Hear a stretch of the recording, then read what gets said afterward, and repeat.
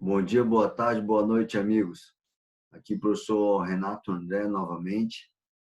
E agora para falar um pouco do segundo módulo da disciplina de Fisiologia do Exercício que teremos no curso de pós-graduação aqui do Instituto INADS. Nesse segundo módulo, nós continuaremos discutindo Fisiologia do Exercício, só que agora sobre outras óticas. Então, vou dividir aqui a tela com vocês para dimensionarmos isso melhor. Vamos lá.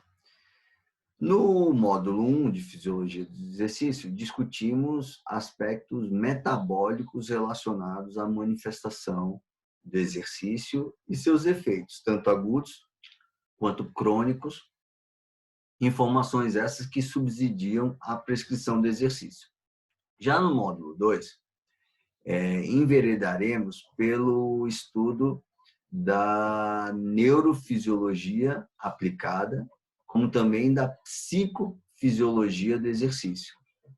Nós sabemos que a regulação do esforço, ou seja, a forma com que o nosso sistema nervoso central gerencia a realização do esforço físico voluntário. Essa regulação ela envolve tanto mecanismos centrais quanto mecanismos periféricos que interagem entre si e que produzem respostas fisiológicas, tanto quanto percepções, respostas perceptivas que influenciam por demais a geração de intensidade do exercício, ou seja, o tamanho do empenho e o emprego psicofisiológico que cada um de nós fazemos durante a realização de um exercício. Informações essas que também subsidiam o monitoramento e a prescrição do exercício físico. Temos, na escala de percepção subjetiva de esforço, um grande marcador da progressão da intensidade de uma tarefa física, parâmetro esse que também nos serve como nos serve para inferir ou prognosticar quanto tempo ainda é possível perdurar na realização de uma tarefa.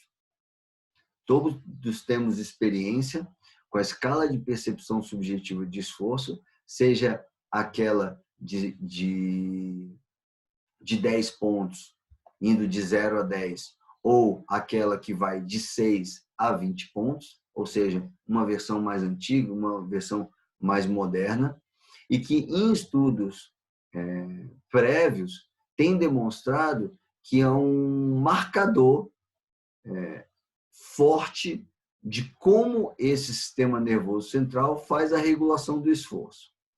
Esse esforço perceptivo, ou na verdade, essa conjunção de parâmetros psicofisiológicos, eles têm íntima relação com aquilo que nós chamamos de estratégia de ritmo, ou mais precisamente o pacing. O pacing ele é descrito pela literatura atualmente como uma estratégia de ritmo, né, que é empregada com o objetivo de prevenir um fenômeno caracterizado como falha catastrófica. Essa falha catastrófica, ela se relaciona com uma falha, ou melhor, uma indisposição dos sistemas corporais periféricos de darem continuidade a uma tarefa física que está sendo empreendida. Nós podemos ver no slide um atleta que ele está realizando uma prova de contra-relógio e vocês podem perceber aqui, ó, nas suas pernas, de forma imaginética, digamos assim, nós temos a queda do pH sanguíneo, nós temos a produção de metabólitos ácidos, isso gera sensações relacionadas à inibição da contração muscular. Esse sujeito, para realizar essa tarefa, ele precisa regular o seu esforço. Regulação essa que se dá por variações do empenho e do esforço empregado, ou seja, que pode ser medido, na verdade, pela produção de potência. Essa produção de potência ao longo da tarefa tem que ser muito bem balanceada para que ele consiga atingir o máximo esforço suportável que seja mantido até o final da tarefa. Isso, então, é entendido como pace. Esse pace ele depende de alguns parâmetros, como, por exemplo, o conhecimento da tarefa, uma estimativa de quanto tempo vai ser necessário para realizar aquela tarefa, como também das histórias de sucesso, ou seja, como o sujeito já empreendeu essa tarefa e se o resultado foi bom ou não. Esse conjunto de fatores determina o tipo de pace que cada um empreende numa dada tarefa física. Esse pace ele pode ser de várias maneiras, ou seja, ele pode acontecer com uma intensidade muito alta no início e com o passar da tarefa a intensidade decai.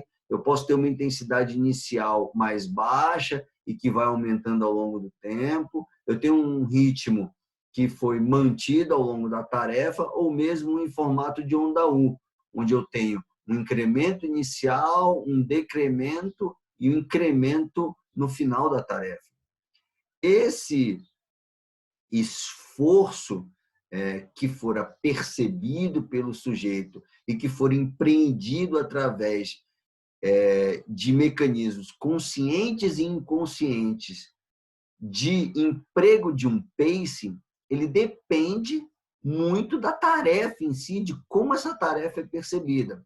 Nós temos aqui 2 exemplos do mesmo sujeito correndo 2 distâncias, correndo a 5 quilômetros e correndo a 10 quilômetros.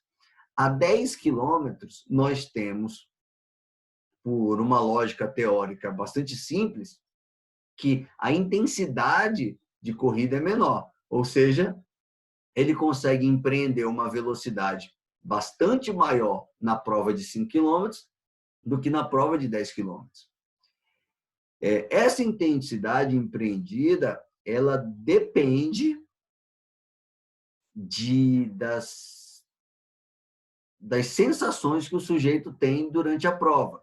Por exemplo, quando ele corre numa velocidade maior, ele tem um choque contra o solo maior. Esse choque contra o solo maior desencadeia mecanismos de aferência e de eferência que são específicos para aquela velocidade, para aquela altura de salto durante o correr, para aquele nível de impacto sobre o solo. Mas não é só isso. Então, eu não tenho somente receptores e ações neurofisiológicas relacionados ao componente físico do movimento, mas também ao componente metabólico do movimento. Se eu corro mais rápido, em maior intensidade, eu produzo mais calor endógeno. Eu preciso de maior dissipação desse calor. Ou seja, eu tenho uma maquinaria metabólica em termos de ação de nociceptores, termoreceptores, barorreceptores, dentre outros, que produzem o que nós chamamos de mecanismo específico de percepção para cada tarefa.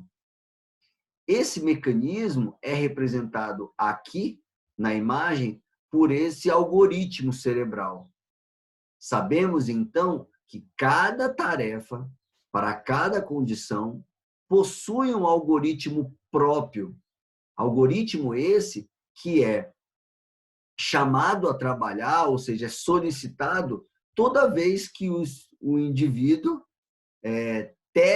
antecipa, ou seja, pensa, antevém a atividade que ele vai fazer subsequentemente. Nesse sentido, então, nós sabemos que mecanismos de regulação neurofisiológica e neuropsicológica são determinantes no emprego de uma tarefa física, na execução de uma tarefa, e por isso devem ser totalmente compreendidos por nós profissionais. Esse será o foco do módulo 2 de Fisiologia do Exercício. Tenho certeza que para todos vai contribuir muito e conto com vocês em breve na nossa aula prática. Grande abraço e tudo de bom.